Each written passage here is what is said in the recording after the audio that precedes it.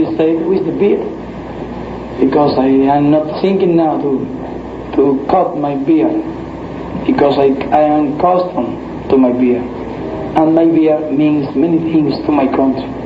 When we have fulfilled our promise of good government, I will cut my beard. The first people who left, in the first days after the revolution, by and large were Batista supporters and members of the Batista government. Batista fled the island New Year's Eve of 1959, and many of the supporters followed immediately thereafter. Those accused of murder and torture who didn't flee the country were brought to trial. The trials, however, were criticized in the U.S. media. I was following on television the revolutionary trials that began right away, which were the beginnings of the problems with the United States. In fact, a lot of the CIA's people, or some of them at least, were on trial for having been murderers and torturers of Batista. The same year he came to power, Fidel was invited to visit countries throughout Latin America. He made passionate speeches calling for unity among the peoples of that region. He proposed the creation of a Latin American market.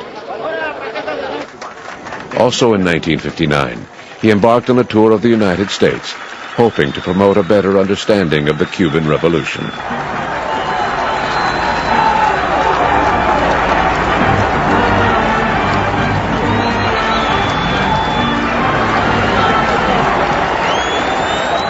Did you ask for any economic assistance? Not here. You in the United States are accustomed to see government coming for money. No, I came for good relations, for good understanding, for good economical relations. We are now poor country, but in a rich, poor people, but in a rich country. What we want is to work in our rich country. Vice President Nixon was sent to meet the new Cuban leader after President Eisenhower refused to see him. Nixon later wrote a memo describing Fidel as a communist who should be overthrown. Cuba is an obsession with American leaders, and it really doesn't matter whether they're Democrats or Republicans. It's almost a psychosis. The United States is simply incapable of dealing rationally with Castro.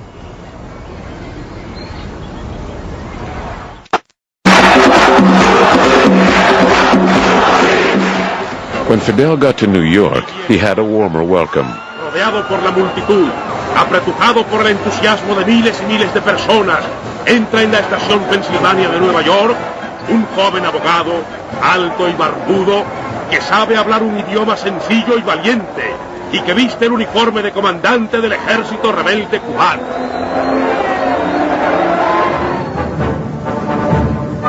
Aquí esperan el mayor Wagner de Nueva York y su esposa, así como los altos dignatarios de la Babel de Hierro, para rendir homenaje al más ilustre visitante del momento, Fidel Castro.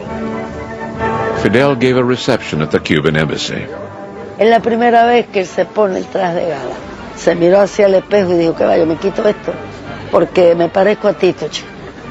Termina la recepción y no aparecía por ningún lado. Hasta que como a las 2 de la mañana llegó y nosotros sentados allá abajo en la embajada esperando. Digo, ¿dónde tú estabas? Dice, no, me fui al barrio chino a comer sopa china. En Nueva York solo esa noche, esas cosas que tiene. In 1960, he traveled to the United States for a second time to address the General Assembly of the United Nations. When the manager of the Shelburne Hotel, worried about adverse publicity, asked him to leave, Fidel threatened to camp out on the grounds of the UN. El dueño negro del Hotel Teresa, del barrio negro de Harlem, ofrecía el hotel, inclusive gratuitamente, a Fidel y a sus compañeros de delegación. Inmediatamente Fidel dijo, vamos para el Hotel Teresa.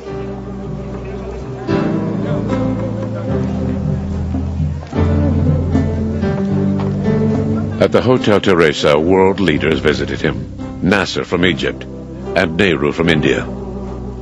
Black activist Malcolm X also called on him, as did the Soviet leader Nikita Khrushchev. Aquí Khrushchev le está diciendo a la prensa, en contestación a una pregunta de si Fidel era comunista, dice: yo no sé si Fidel es comunista, yo lo que sí sé es que soy fidelista.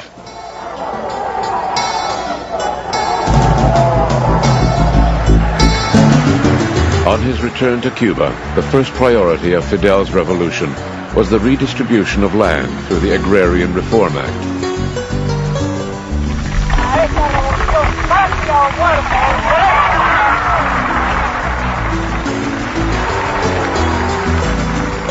Under Batista, foreigners had owned more than 70% of the arable land.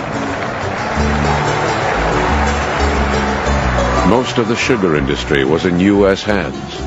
At first, quite modest land expropriations were proposed. They even included land owned by Fidel's family. Fidel quería que fuera la primera. Mi padre decía: tengo un hijo estudiando para abogado para que le defienda los intereses. Y bueno, mire, el abogado fue el que firmó la ley de reforma agraria. Besides land redistribution, the reform included healthcare, education, housing, and road building in rural zones. Ya que nuestra reforma agraria afectó intereses de grandes compañías norteamericanas. A nosotros nos hacían la guerra por hacer la reforma agraria, y en cambio después Kennedy estaba promoviendo la reforma agraria en América Latina para evitar revoluciones radicales. Yeah, about a year after the agrarian reform was introduced, and some American properties, rural properties, the King Ranch and so forth, were nationalized, the Cuban government ordered the foreign refineries, two of which were American, to refine Soviet crude oil. I think their first inclination was to do it, but they were encouraged by the U.S. Treasury Department not to. So they refused. They would not refine the Soviet crude. The Cuban government then nationalized those refineries, the oil companies in Cuba.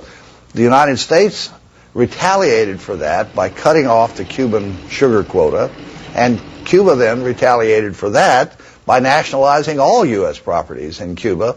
And in October of 1960, the United States imposed the embargo against Cuba.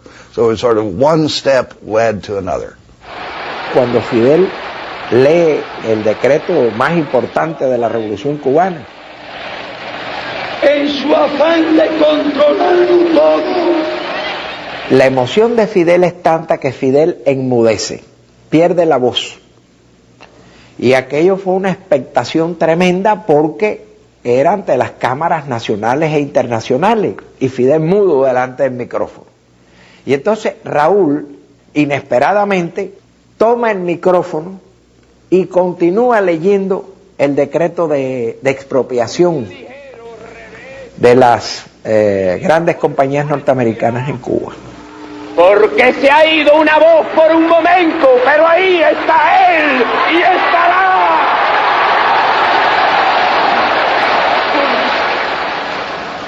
Compañía Cubana de Electricidad.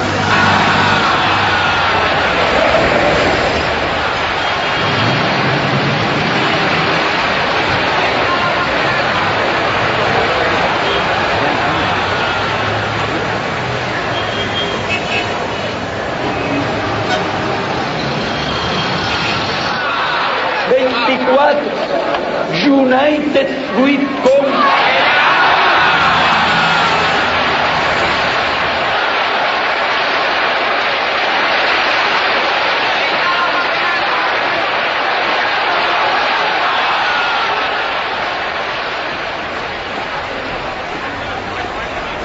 Central to understanding the Cuban Revolution is the relationship historically between Cuba and the United States.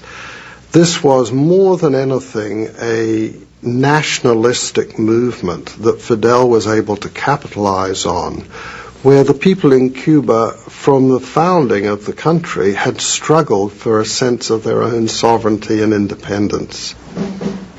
In addition to land reform, Fidel placed education at the heart of the revolution. Thousands of young